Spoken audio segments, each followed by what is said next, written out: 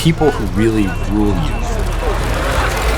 Most of them are faceless bureaucrats you've never heard of. We have committed ourselves to One of the most common misconceptions in our time is that we're responsible more or less for the whole world in perpetuity.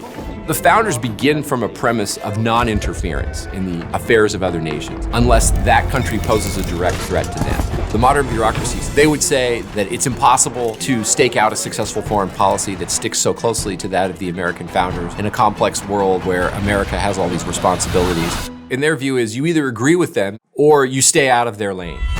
Foreign policy always has to protect the nation and the people, but also American foreign policy, it has to protect our equal natural rights. I worked in both the George W. Bush and Donald J. Trump White Houses, both times at the National Security Council.